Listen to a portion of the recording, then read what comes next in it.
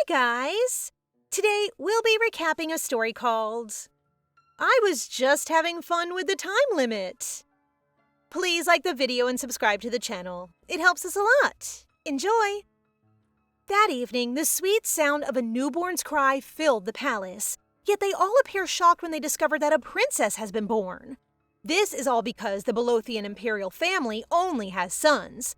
So when Ron, the emperor, sees his daughter, he considers her useless. And to make matters worse, the baby has Narvidal's curse on her wrist. This is a curse, and children born with the mark will die before the age of 21, leading the emperor to walk away and slam the door. The empress?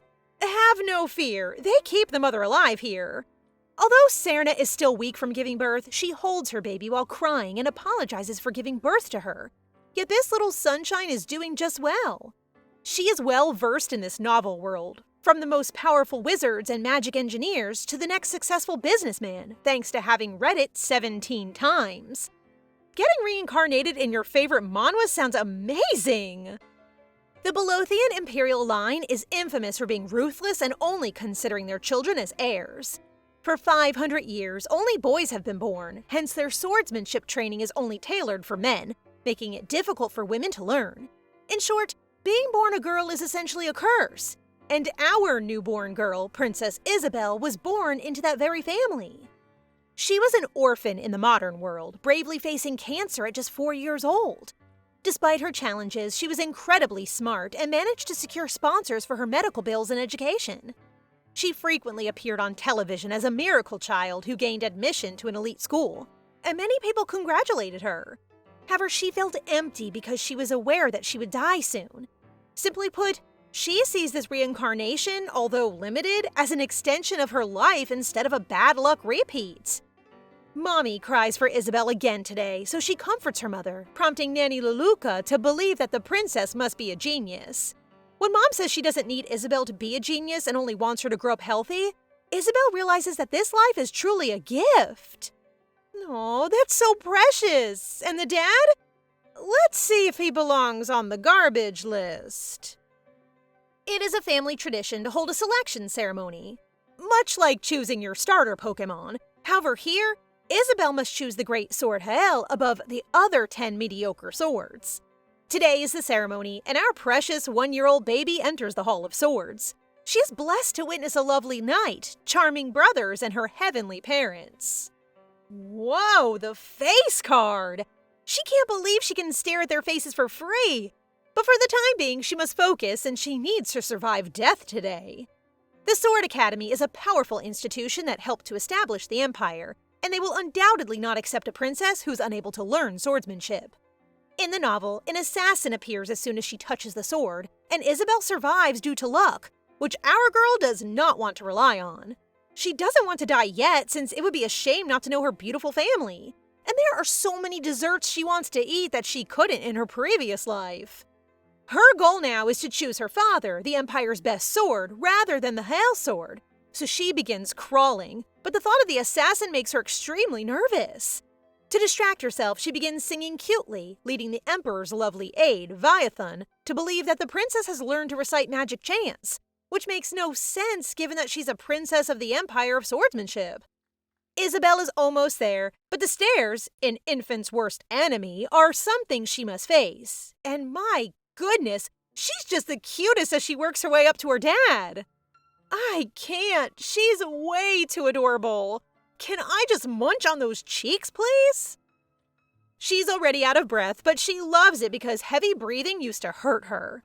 For this sweetheart, the little things matter a lot. When she eventually reaches the top, she quickly embraces the Emperor's leg and correctly pronounces the word Papa. She's all cozy with her dad's legs, soaking up that fatherly warmth when Sermon, her oldest brother, pops in to say hi. The second son, Carmen, appears to be shy, while the third son, Mihail, gets all pouty and claims to be the cutest. Isabel begins laughing heartily as she watches them when she hears muttering from the Sword Academy boys, most likely because they have no more chances to send out their assassins. She needs to finish this now, so she climbs up to her father and pats him, declaring that she has selected him. Sir Viathun is certain that the princess has chosen the Emperor, prompting the Emperor to glare at him for joking that he can converse with a baby.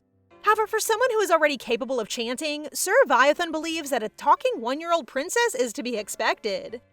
He decides to prove it and asks the princess to wink. And oh my gosh, she does it in the most adorable way! He then asks her to try winking with the other eye, and oh dear, my heart just exploded at how adorably cute she's trying. The Emperor continues asking her things like what her name is and if she truly chooses him, and she says yes. This shows Isabel's ability to understand everything. So the Emperor stands up and allows Viathan to proclaim that the princess has picked Ron Bolothian, the Empire's greatest sword, causing everyone to clap. Cold data is definitely going to be wrapped around her tiny little fingers in no time. Isabel starts feeling all dizzy and freaked out, worried that by changing the novel, she might end up back in that traumatizing hospital room again.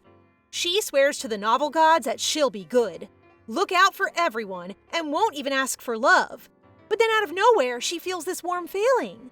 She feels surprised to wake up on her papa's arm, and because she's in a baby's body, she is unable to control her emotions, so she begins crying out of fear of being abandoned again. Sir Viathan offers to carry the princess, and as soon as she is in his arms, Isabel snuggles into him.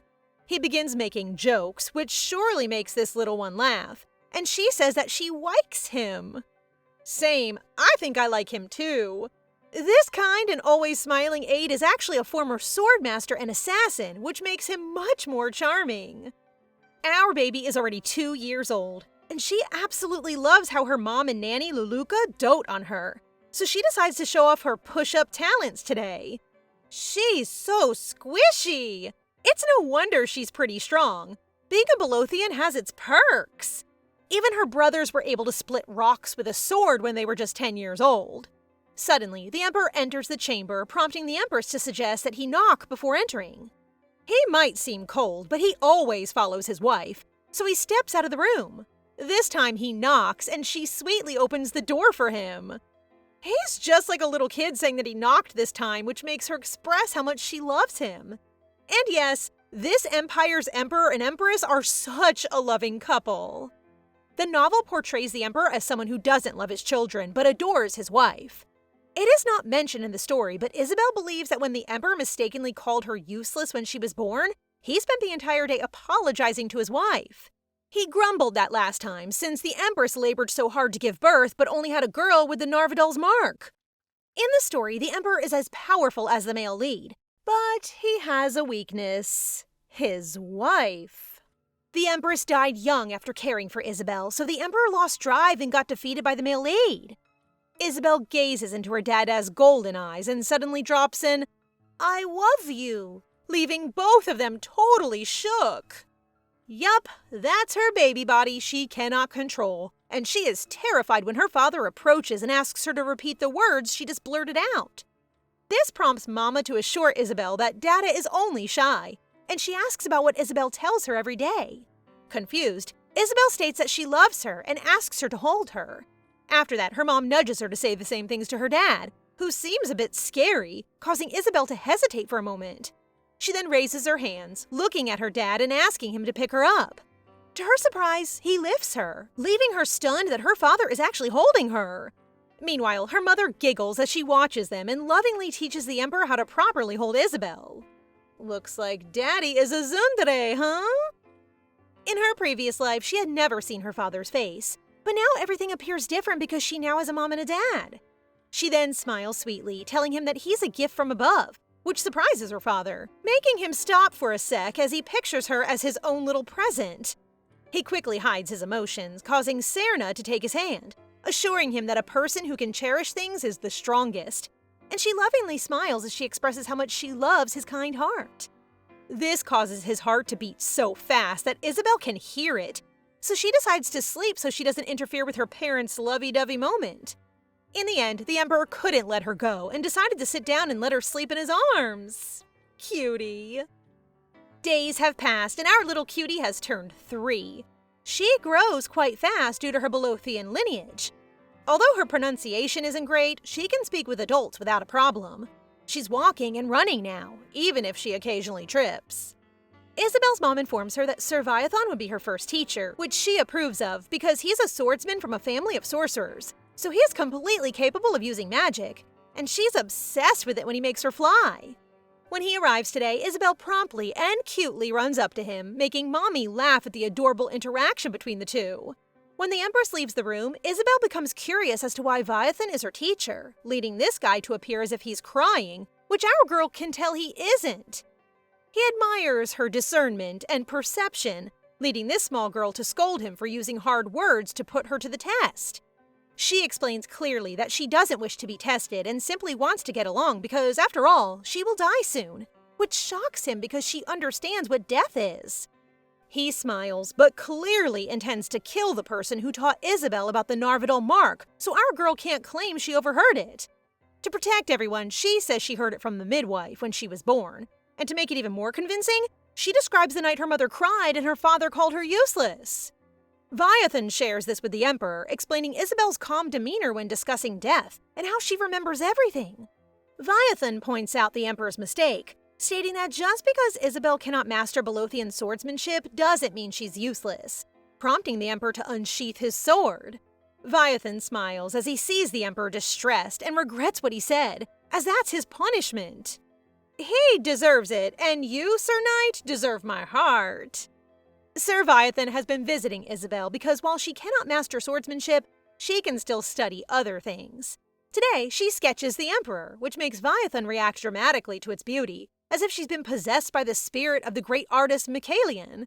This draws Isabel's curiosity, prompting him to clarify that he was just joking, because if something like that were to happen, the Holy Knight would take care of that person. He mentions that a spirit within someone else's body is definitely a demonic spirit, so the Holy Knights handle the situation, leaving our girl looking quite pale in the corner. Sir Viathan reports to the Emperor, and he proudly shows off the drawing of our princess. Viathan is really impressed by the princess's observational abilities, since while she hasn't spent much time with the Emperor, the details in the drawing, particularly the gold eyes, indicate that she did it with love. The Emperor begins to feel something, but he quickly calms himself when Viathan plainly states that he must be glad for being loved by the princess without exerting any effort. I adore how he can hit this dada with hard truths. Anyway, Viathan's main report is about his theory that the princess has a gift for magical engineering.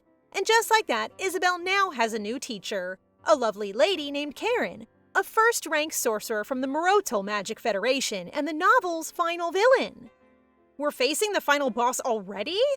One thing is certain, no villain can ever resist our little gummy bear's charms.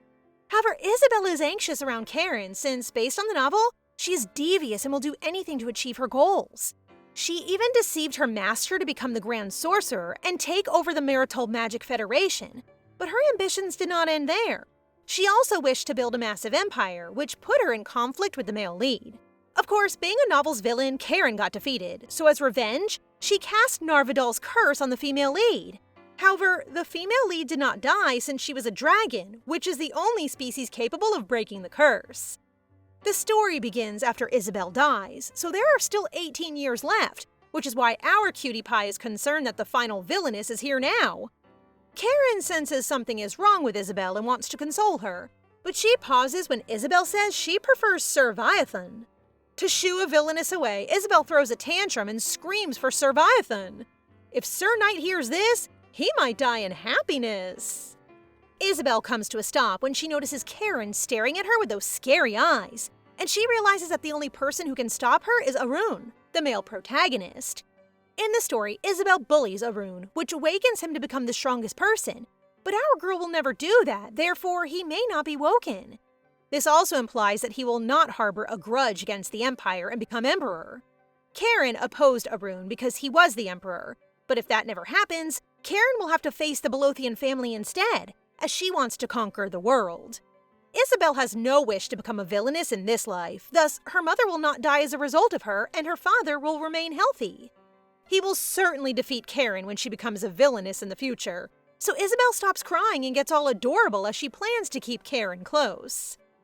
The next day when Karin arrives, our baby princess warmly offers her the gummy she has been saving only for her, with the intention of lowering Karin's guard around her. As a curious child, she begins attacking her with questions, and to her amazement, Karin answers them all. She discovers that Karin is 22 years old and has been learning magic for 7 years since her master took her in.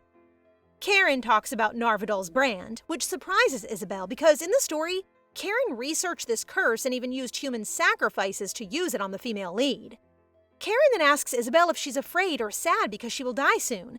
But as a girl who has already faced death, she sees this healthy life as a blessing. The princess grins at Karin, claiming that meeting her is also a gift, which is true because meeting her later may be more terrifying. She then shares that she doesn't want the people she will leave behind to feel sad, but she also doesn't want them to be not sad either.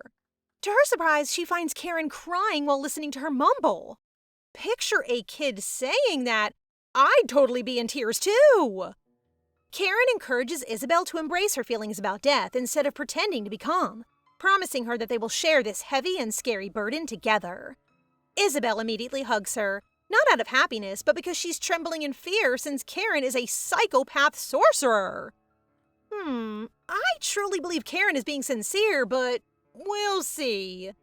6 months later, they are studying basic magic, and when Karin asks Isabel to focus her mana on the stone, she easily does it. Karin then asks her to move the pebble, but it appears that it's too early for her to perform this feat.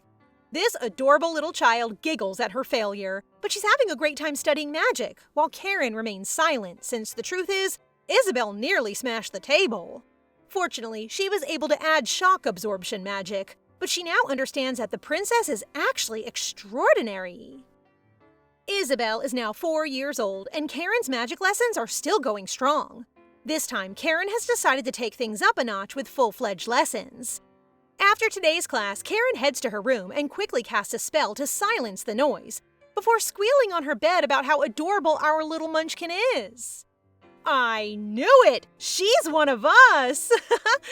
She gets cutesy aggression and starts hitting her pillow, but after a while, or after she rips off her pillow, she regains her composure. Karin's parents abandon her in an orphanage where she tries to fit in. She once rejected an orphan boy, which led to her being bullied by him and the other youngsters. The caretaker didn't even take her side and only asked her to behave, leaving her numb over time. Wilhelm, the head of the Marital Magic Federation, took her in one day, and when he stated she could call him Dad, she truly believed she could be happy again. However, it was a false hope because Wilhelm is actually wicked, which caused her to give up on life.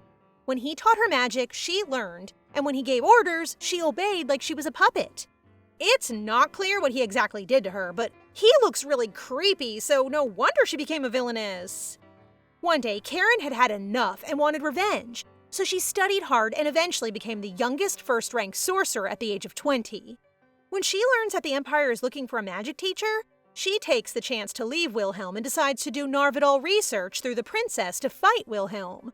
However, everything did not go as planned because the princess she met was quite friendly and the first person to ask about her.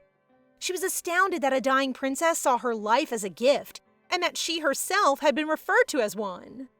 Aw, her first time receiving love, huh? I'll be your friend. Karin saw herself in Isabel since she too had given up, and she is eager to help Isabel now. Karin reports to the Emperor that the princess has the potential to become a brilliant sorcerer someday, but the Emperor appears unfazed because greatness is in his daughter's blood. From what she has heard, the Emperor dislikes the princess, but his smug expression shows that he is a proud parent, so she is positive that the Emperor is one of us. Karin spotted a fellow Isabel lover. For extra proof, as Karin exits the room, the Emperor shyly asks if the princess is enjoying her magic class, which amazes her because she has never heard a parent ask that before. Everyone only wants to know if their child has talents, but they never consider how they feel. Just a few days later, the capital celebrates the Emperor's birthday, and the Empress is well aware of her husband's attitude, so she tells him to mask his boredom, prompting this understanding Emperor to cutely nod as he promised. As the celebration begins, many people approach the Emperor to congratulate him, but the ladies swooning over him are his least favorite part of the occasion. They are far away, but Ron has better hearing than others and can clearly hear them. Meanwhile, our squishy little girl is out in the woods gathering flowers, while Luluka is out of breath from looking for her. To calm her nanny down, she offers her a flower and adds some magic to make it glow. Isabel enjoys running because no matter how far she runs, her pounding heart never hurts, which makes her very happy. Every time she talks about her past self, it makes me sad. Suddenly, she hears a voice say he has discovered a treasure, so she turns around, confused as to why Leluka vanished and a masked man appeared. He better not mess with our girl.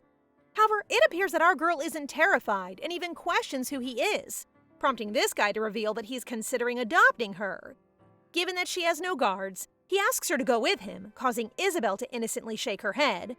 There's no doubt that this man is one of the invited delegates, and given that he was able to make Leluka disappear, targets a child with magical talent, and is brave enough to kidnap a princess, Isabel believes he is Wilhelm. And who said the princess didn't have bodyguards?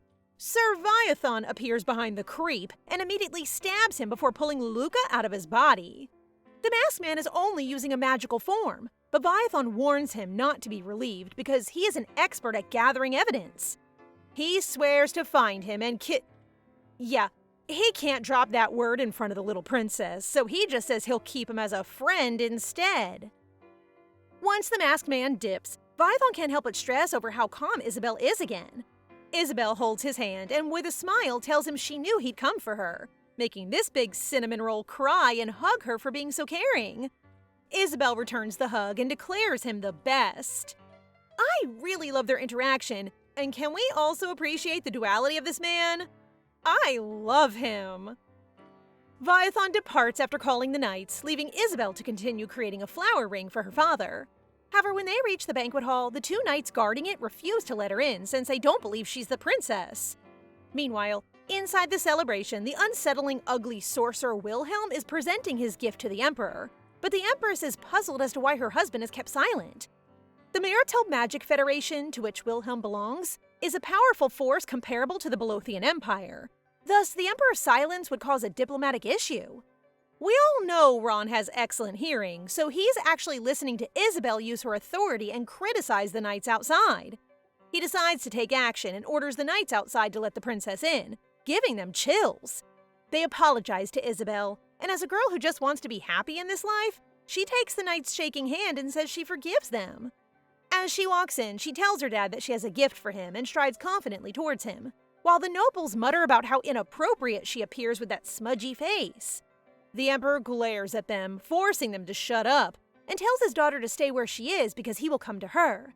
He then kneels in front of her and discovers that she has made a flower ring for him. He brushes her hair, realizing that her gift is the reason she looks so disheveled, making her laugh at how warm her father is. She feels really shy, but because she doesn't have much time, she decides to be more daring and places the flower ring onto her father's finger. She gives the sweetest smile ever and expresses how grateful she is to have a father like him, which surely warms his heart given his shaky hand, and then he says thank you for the present. He's definitely warming up to her. That night, Serna informs Ron that his behavior at the banquet became the talk since he smiled when his daughter arrived. The way he lets her use his arm as a pillow is so sweet. Ron denies smiling, but when Serna reminds him that he declared a flower ring the best gift, despite the fact that it disturbs his mana, he can only remain silent and shy, causing her to chuckle. Hottie Daddy pays Isabel a visit today, and as he pats her head, he informs her that neither he nor the Empress will be able to see her for a while because they're leaving for some Empire-related business. However, he promises to return before her birthday, which is exactly 8 months away. So she hopes he returns soon because she would miss him so much. This melts Dada's heart again, and he promises to return soon before kissing her forehead. Oh, this is so cute. The Emperor tells Viathon in detail how much his daughter will miss him and wait for him, which makes this knight extremely jealous. Viathon then becomes serious, informing the Emperor that Wilhelm was truly the one who attempted to kidnap the princess, and that he will hunt for evidence and kill him, which the Emperor agrees to. It's been 8 months, and Isabel turns 5 today. She now looks around 8 years old by Earth standards, and while she no longer has squishy cheeks, she is still as cute as ever. Isabel waits for her parents, but it's already 11:55 p.m., so she chooses to light her candle with Leluka. Did the author forget about the brothers? Isabel waits a little longer before blowing it, and yay! Her father arrives as promised, although he appears to be in a hurry because he's still wearing a bloodied shirt. Her mom also shows up, scolding her husband for not washing up, and scaring him that their daughter may begin to dislike him. She immediately runs to hug Isabel, wishing her a happy birthday and apologizing for arriving so late, causing our lovely baby to cry with joy. She refuses to let go of her mom, enjoying the warm feeling, and eventually falls asleep in her arms. When Isabel wakes up the next day, she's surprised to discover her dad in her room, and she rushes to him. The Emperor gives her another head pat, and she chooses to be more expressive, telling him how delighted she is that he's here, making him blush. When she asks if he stayed in her room all night, he answers that he got tired and fell asleep, which is obviously a lie because this man with infinite mana can never feel tired, even after fighting for 2 weeks without sleep. Still, Isabel takes advantage of this chance to request that her father become tired every day so that they might spend the day together like this, or at least on her birthday. She thinks it won't be too much since she only has 16 birthdays left, which makes her dad flinch.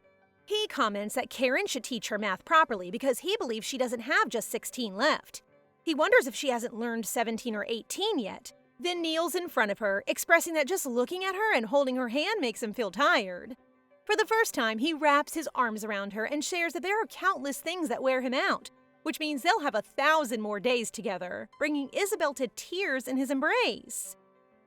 Who's cutting onions? This is too bittersweet. After she calms down, he tells her that her mom is away for a financial meeting and that he will accompany her to the Arena Palace, where her brothers are residing. In this world, the Emperor's children live in a separate palace until they reach the age of 5, at which point they go to Arena Palace, where they begin their political careers. She's really excited to see her brothers, but for now, only the youngest son, Mihail, lives there because her other 2 brothers are busy preparing as heirs. Oh, now it makes sense. This is why we don't see them. When they arrive at the Arena Palace, the first person Isabel meets is Thelsa, the head maid, so Isabel greets her formally. Thelsa teaches the young princess not to bow to her because she is merely a head maid, but our little princess knows she deserves it because she saved her father 10 years ago. Thelsa is an outstanding swordswoman who commands one of the strong sword units known as the Black Whale. She defeated 37 enemies to save Ron, winning a Silver Star Award, but due to her injuries, she retired and became the head maid. Now that's a real baddie! Thelsa is impressed by the princess and she is remarkably mature and has a perfect demeanor. But she also observed that the Emperor refers to Isabel as his daughter rather than princess, implying that this small child could become his weakness. The third prince, Mihail, arrives, and Isabel gets confused, since although the Belothian blood causes them to develop faster, Mihail doesn't appear to be a teenager, even though he's 9 years old. She suspects her brother might still have a playful side, so to connect with him, she calls him strong and awesome. This adorable little one is really enjoying it and is starting to warm up, saying he'll introduce her to a friend next time. Thelsa, who's just watching the two, is amazed once again because Mihail is known for his bad manners. But with just a little chat, the princess has brought out a nicer side of him. Lancer, a gentle giant who also teaches swordsmanship and is Thelsa's husband, introduces himself to Isabel. But as she cannot learn swordsmanship, he cheerfully recommends they play house together. However, Wifey hears him and unleashes her evil aura, causing him to freeze like a terrified dog. Looks like we know who's in control of the relationship. Mihail then appears, this time with his friend, an adorable honey badger. Everyone gets shocked when Mihail reveals that he discovered the honey badger fighting 5 lions and chose to help the tiny fellow. However, the head maid holds power in this palace, so Mihail and Lancer are carefully checking to see if she approves of the cute creature being there. Mihail may be stubborn, but I like how he's not a brat. Isabel's magic lessons with Karin continue, so she uses the chance to ask if it is normal to feel mana distortion from a honey badger, to which Karin responds that it is possible if they had eaten a magic stone. It is rare for people to instinctively sense mana flow, and do you know what they are? Geniuses, and our princess is one. Isabel reluctantly says she wants to be friends with the honey badger, and Karin, her supportive teacher, suggests that they do some research together. After a few days, they put together a mathematical equation that I won't dare to explain. But yeah, this is something Isabel can do since her math skills are what got her into the top university in her past life. Karin watches Isabel explain an idea that doesn't exist in their present magic formula world, and despite her intimidating appearance, she is truly giggling on the inside at Isabel's cleverness. Karin suggests that they attend the academic conference to officially publish her formula so that it may become her intellectual property. But Isabel misinterprets this as Karin attempting to kidnap her and refuses to go. Karin is upset by Isabel's stubbornness and wonders why she lacks ambition. Well, she already knew the answer.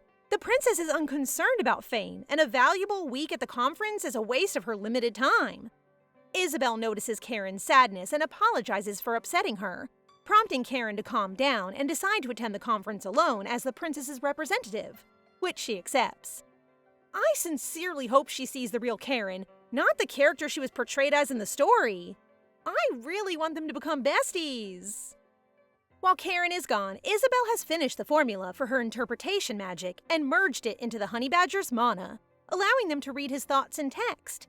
The first thing this tiny animal says is that he hates Mahale while he snuggles with Isabel, claiming she is his master and should give him a last name. Honey Badger Belothian is too long, so she gives him the surname Gim, and he now goes by Honey Badger Gim, which he really likes. The honey badger enjoys hugging Isabel, and she has no complaints because he's so warm and cuddly. But their time together comes to an end when Mahale takes him as they prepare to leave. Isabel discovers something important after they leave. Honey badgers are heat sensitive, so her new goal is to learn about cooling magic. The badger also likes Mahale. More specifically, he likes scratching him. So these two are totally going at it, and then out of nowhere, the badger just vanishes into thin air. Mahale is totally shook, and after a bit, he's just mind blown that the badger can teleport. This boy is way too pure. Where's the honey badger at? He steps into a cave, and when a voice tells him to go back to his true self, he totally turns into a young boy. No way! I totally didn't see that coming! Wait, so is he the main lead? This boy is Arun, and he greets the villainous-looking lady named Catalina, who is actually a black dragon and his mother. Arun has no recollection of his honey badger form, which is natural for a baby. Yes, even a dragon who is 100 years old is still a baby. His mom then analyzes his memory and sees Isabel, commenting that he had some good experiences in the outside world. They are now within their castle, and Arun believes that going out in animal shape and forgetting everything is inconvenient, prompting Catalina to explain that this is vital for him to grow up into a good adult. She then proudly shares a story about the black dragon of ultimate end, destruction, and invisible flame, prompting Arun to point out that it's a lousy name. He questions if she knows the dragon, causing Mama to look away and clarify that it's a cousin's cousin story. Obviously, it was her! Anyway, she continues her story claiming that dragons are born predators. So when the black dragon of ultimate end, destruction, and the invisible flame became bored, it displayed its strength by destroying villages. However, all came to an end one day when a charming human approached and offered it a ring, promising to make the dragon happy. The black dragon initially thought it was ridiculous, but after falling for the guy's charms, the dragon eventually ceased its massacres. So in short, cuteness saved the world. And I agree.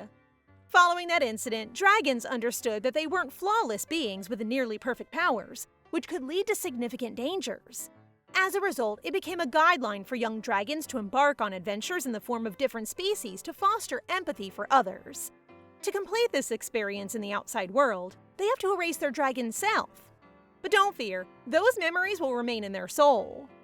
I thought his mother was evil, but she's simply a silly, haughty, and sweet mama. Meanwhile, Isabel is also learning about the black dragon from Lancer, and she discovers that the heroic warrior who befriended it was the first emperor. Lancer claims that the black flame dragon now acts as a secret guardian of the imperial family, which Isabel doesn't believe because it is not mentioned in the novel, and her father is the one who protects their family. Lancer finds her so adorable and can't stop urging his wife that they need to have a daughter. Ma'am, give this man a daughter! Isabel has finished creating the magic stone that emits a gentle breeze, and Honey Badger absolutely loves it. However, she doesn't realize that her creation has turned the basement into a frozen wonderland. My boyfie has returned to the palace with bad news. He was unable to find any proof concerning Wilhelm, so he decided to capture and interrogate him, but the creep has escaped. The Emperor appears to be displeased with Viathon, so he quickly changes the subject, alerting him of the freezing basement caused by the princess's leaking mana. He begins raving about how great and brilliant the princess is, but the Emperor simply gives a smug expression, as is only appropriate given that she is his daughter. Karin hasn't come back yet, so Isabel has been studying on her own when Mahale pops into her room, inviting her to join him for some sledding fun. However, they get a quick no from Thelsa since they don't have a guardian, and she doesn't see her husband as one either, as he might just go play in the snow or something. Sir Viathon arrives and offers to be the guardian, and our girl excitedly runs to him. He quickly lifts her up and gives her a warm hug, clearly missing her a lot. He's definitely the fun uncle. They use a teleportation gate, and Isabel is horrified to find out that the sledding her brother wants to do is actually on a mountaintop. She holds on to Viathon, who clearly enjoys hugging her, while Mahale and Honey Badger go for the thrill and slide down. They've returned home, and Isabel is curious as to why a highly expensive teleportation gate is located in a mountain area, prompting Viathon to explain that it's Mount Erbe, the border that separates them from the Empire of Mutantian, home to non-human races. After that, Isabel breaks Viathon's heart when she shares that she's feeling a bit upset with him because, while she was scared earlier, he seems to be enjoying the situation. Viathon kneels down with a serious expression, sharing that he was actually glad to see her scared, especially since she usually stays so calm in the face of the scariest situations. Back at the mountain, he saw her fear of dying as she clung to him, prompting Isabel to hold his face and feel sad for this man. "Sir, how much more are you going to make me fall for you?" Today is her lesson with Lancer, and she says that she saw 2 guards stationed at the teleportation gate in the Erbe Mountains. She feels awful that they can use the gates for sledding while the guards cannot use them freely. So she declares that she wants to build a teleportation gate that is open to everyone. When Karin returns, Isabel decides to open up to her, telling her that before she dies, she wants to leave something for people to remember her by, which definitely crushes Karin's heart as she clenches her fist. Still, Karin listens to Isabel's idea to develop teleportation gates that can be used regularly, which Karin believes is impossible given their current technology. Isabel then shows her the formula she has already drafted, stating that if successful, they will be able to minimize the cost as well as the mana usage. Listening to this little Einstein's theory brings a smile to Karin's face, which surprises Isabel, as she never expected her usually serious teacher to show such a reaction. That's nothing compared to her full-on fangirling. That evening, Karin stops by Viathon's room, and he seems quite annoyed until he learns that she wants to talk about something concerning the princess. His frown instantly changes into a smile, and he quickly serves her tea and sweets. I might start shipping these two. They're so cute together. So Karin starts to share the theory that Isabel has developed. But to her surprise, Viathon appears really calm instead of getting all excited like a fanboy. Actually, this guy is trying to imitate the Emperor and says he's reached a whole new level of simp. To complete the princess's theory, Karin believes that they require more competent sorcerers. And as much as she dislikes admitting it, Wilhelm is the only one who is brilliant in magical concepts, theories, and engineering. However, she is surprised to find that Wilhelm is currently hiding after being suspected of attempting to abduct the princess. Karin wants to use herself as bait because Wilhelm needs her in so many ways, and he will need her even more now. She needs Wilhelm's knowledge to make the princess's dream a reality. So despite the nightmare, she's willing to return to him for the princess. I'm curious, but afraid to find out what Wilhelm did to this sweet girl.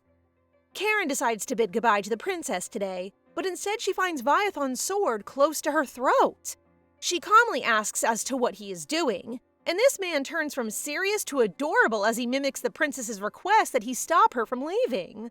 Isabel then appears, claiming that she needs Viathon because Karin is too strong for her, and Karin simply lets the little baby wrap her hand with rope while Viathon cheerfully claps at her masterpiece. Just Isabel playing with her second parents. Isabel has heard that Karin intends to pursue Wilhelm, so she begs her not to go after the bad guy. After meeting Wilhelm, Isabel can tell he is evil, and the fact that Karin became a villainess in Wilhelm's care is suspicious, so she really can't let Karin leave. She flashes her adorable face, claiming she tied her up nicely, which means Karin is hers. Karin can't resist her cuteness and decides to stick around. For real, cuteness is totally saving the world. After Karin leaves the room, Isabel asks Viathon if he could introduce her to someone better than Wilhelm.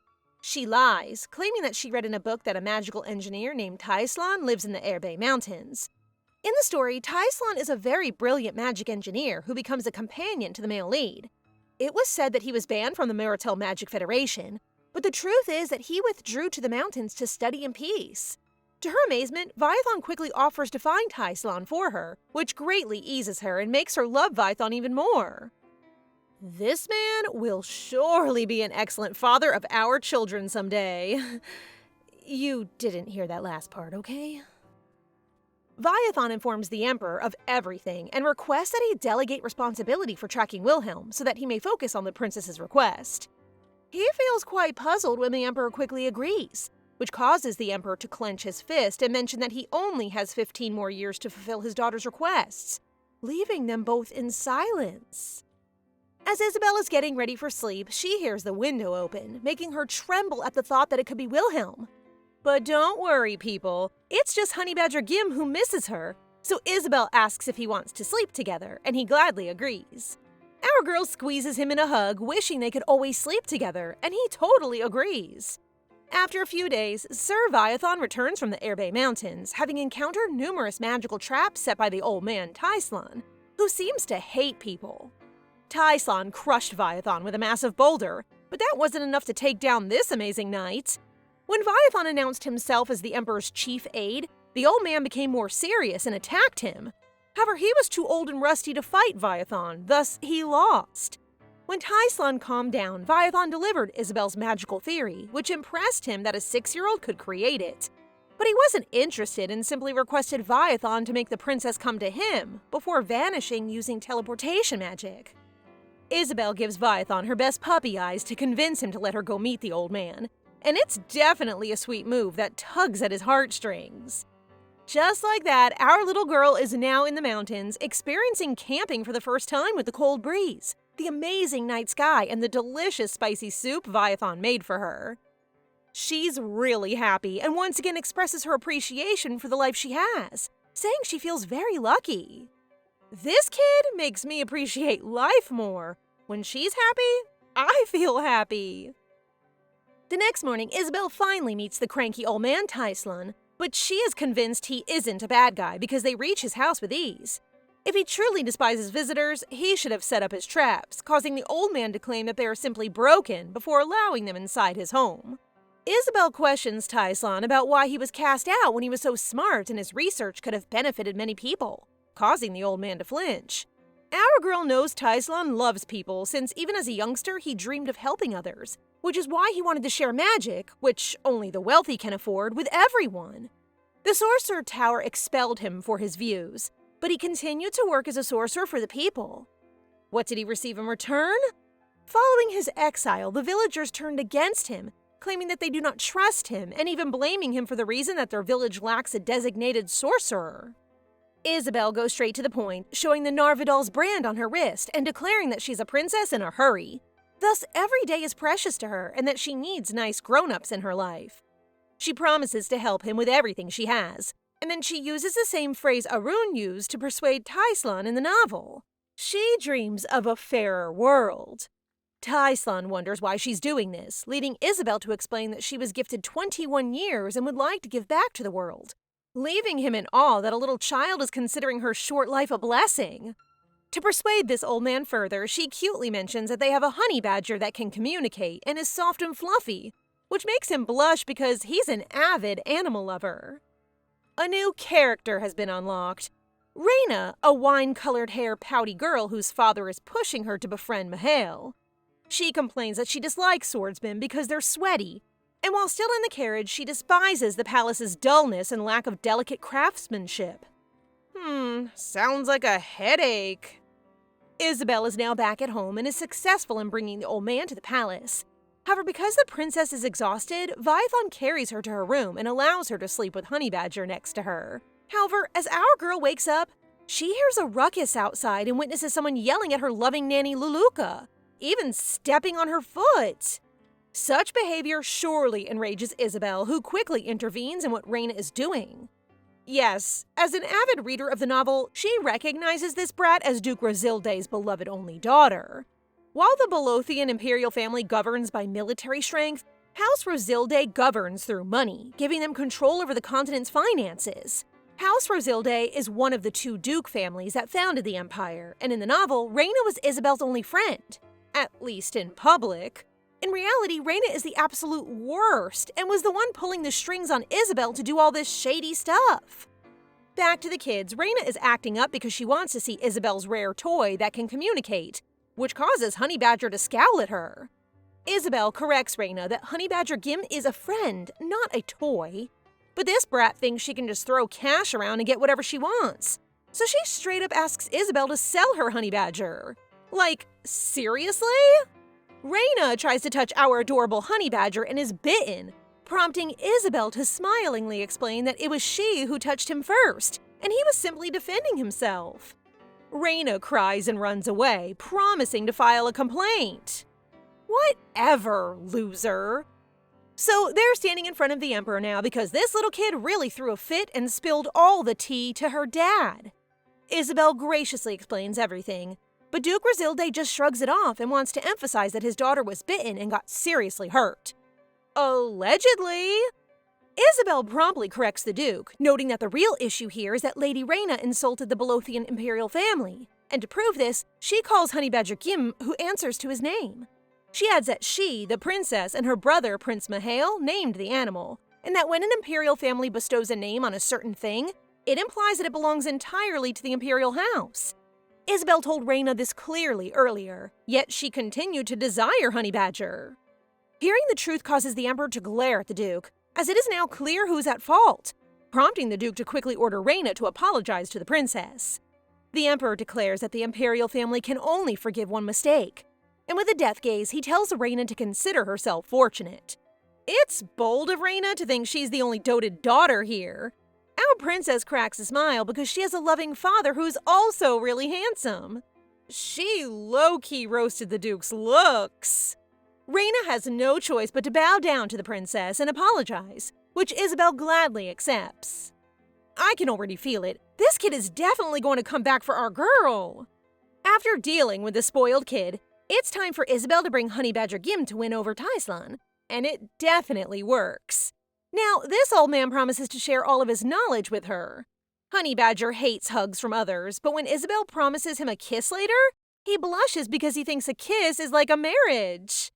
While he's daydreaming about it, Tyelon starts giving him sweet smooches. Arun is such a cutie. Anyway, Isabel will compete in the Maritel Magic Federation's Math Olympiad in the hopes of winning the prize money. Tyelon questions why a princess like her needs money, and when Isabel mentions that she wants to sponsor someone, he suggests that she simply ask her father for money. But our girl refuses and prefers to do this herself.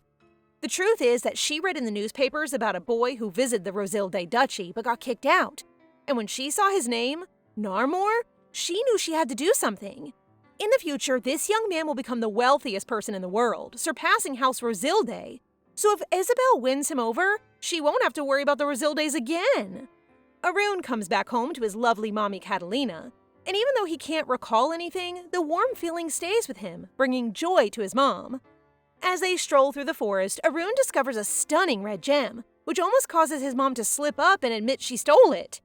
Instead, she quickly says that someone must have given it to her before. Arun shyly asks if he can take it, and Mom, with no question, says yes. So have you all figured out who he's giving the gem to? For sure to Isabel, who feels so happy receiving it, completely clueless that Honey Badger Gim locked in the deal with no takebacks on that proposal gift. He's making sure his marriage is all set. The next morning, Thelsa is surprised that the flowers are in full bloom, and when she sees the gem Honey Badger Gim gave Isabel, it reminds her of an old imperial legend that the stone is used for proposals. When their love blooms, the flower blooms, which sounds quite romantic to Isabel. According to theories, the Black Flame Dragon stole it when it vanished 200 years ago. So Thelsa wonders whether the honey badger truly discovered a 200-year-old treasure. But yeah, there's no way, so she dismisses it. It looks like the first emperor gave it to Catalina. Well, you know our princess. She's always thorough, so she asks Thelsa to get an appraisal on the proposal stone. Thelsa is taken aback when the imperial gemologist, Marco Urmiel, declares that it is 100% the red teardrop created by his family ancestor, Master Sebastian. He's ready to pay any price, but Thelsa explains that they aren't selling it since it belongs to Princess Isabel. However, she does suggest that he could rent it for 100 million a year. If he's hesitating, Thelsa is thinking about renting it to the auction house, which pushes Marco to accept the offer before it's too late. It is time for the Olympiad, and we're seeing that spoiled brat Reina again. But when she notices Viathon, she quickly turns into a shy girl who has spotted her crush. Isabel notices this and for fun holds hands with Viathon, crushing Reina's heart and making her jealous. Anyway, Reina is with Yuri, a commoner girl sponsored by her family, who is a math prodigy in the novel. This 9-year-old girl supports her sick mother and younger siblings by earning money from the house Rosilde, so Isabel wants to befriend her and comments on Yuri's strength. Yuri has a lot of responsibilities, making Isabel smile and remind her that if she ever needs help, she can come to her, which surprises Yuri. It must have warmed her heart to have someone she could rely on. During the test, Isabel is giving it her all, while Reina is just chilling, feeling confident that Yuri will come out on top, which means the Rosilde family will win over the Imperial family. Isabel is beyond excited to finally sit on a school chair and use a school desk, something she never got to do while she was stuck in the hospital. Interestingly, the test is quite easy, so she quickly submits her test paper, as the rule states that in the event of a tie, the person who submits first is the winner. After a month, the results are out, but before Isabel can check hers, Reina and Yuri arrive unannounced to brag that Yuri won first place. Our little sunshine is overjoyed for Yuri and takes her hand to congratulate her, which makes Yuri quite happy. After that, they all check Isabel's results, and as a proud uncle, Viathon is delighted, blowing confetti as Isabel places second. However, Isabel declares that she's going to dispute the result because she had a perfect score and even submitted her paper first, prompting Viathon to get serious. They quickly make their way to the Sorcerer's Tower, but even after Isabel shares her reasoning, the head professor still doesn't accept it because she uses the therefore symbol, that 3-dot triangle thing. It's not officially recognized in this world, so they claim her notation is incorrect, leaving Isabel feeling disappointed in herself until Karin shows up to save her baby. A month ago, Karin noticed the formula that Isabel used, and she feels pretty sure that the professors might use it as a reason to disqualify her. It seems unlikely that they would let a princess from the Bolothian family take first place. Karin wanted to be ready, so she took the step to officially register and publish the mathematical concepts created by Isabel as Isabel's theorem. The very person who acknowledged it is the head professor, so the therefore symbol must be accepted now. I love her! 3 days later, the entire capital city is delighted when it was revealed that the youngest person to win first place in the Olympiad's 500-year history was a 6-year-old princess. When Isabel first appears in front of the crowd, they are immediately taken with how cute and tiny she is. And she uses the chance to express that the reason she entered the Olympiad is to show everyone that even though she cannot wield a sword, there is something else she can do because no one is defective in this world. However, when asked if she will join the Sorcerer Tower as is expected for the winner, she declines, stating that she merely wants to enjoy learning magic. When asked what she intends to do with the prize money, she responds that she will donate it to others who have dreams, referring to Narmor. She will join forces with him and become extremely rich, causing her eyes to gleam with money. But the audience misreads her response and believes she's extremely nice, leading them to start chanting her name. It's okay, darling. You get the love you deserve. Today, poor Yuri comes to Isabel crying since the Rosilde family has cut off their assistance for her after accusing her of stealing. Isabel can tell that Reina planned this because she needed a solid reason to kick Yuri out, so she decided to frame her. The poor girl can't stop crying, insisting she never stole anything and begging the princess to help her just once. Isabel finds herself in a bit of a tough spot, because if a Bolothian helps the girl the Rosildes kicked out, it may lead to a political mess. Still, she assures Yuri that she'll figure out a way to help her. For now, Isabel decides to discuss the situation with Felsa and how they could help Yuri, prompting the head maid to question why she's helping when she would not gain from it. How could anyone turn a blind eye to a child who's carrying a load too heavy for her age? With a determined expression, Isabel believes that Yuri will be someone she will need someday. And Felsa notices that the princess is certain in her claim, so she agrees to help out. As the head maid, she has the right to hire Yuri as Isabel's personal maid. However, Isabel must still get approval from the Emperor and Empress. At last, it's time for some screen time for the parents. Isabel is truly enjoying dinner with her mom and dad, as this is something she could only dream of in her past life. She gets a bit distracted watching her mom eat so gracefully and elegantly, but she gathers her courage and asks her dad if she can make Yuri her personal maid. The Emperor scoffs and says it's a ridiculous request, leaving our girl feeling a bit nervous. I get that he's a tsundere, but seriously, be nicer to your daughter. You, sir, are giving me a headache. And that's it for today, guys. What did you think? As always, don't forget to like the video and comment for the next part so we know you want more. Remember to subscribe and turn on notifications for updates. See you in the next one!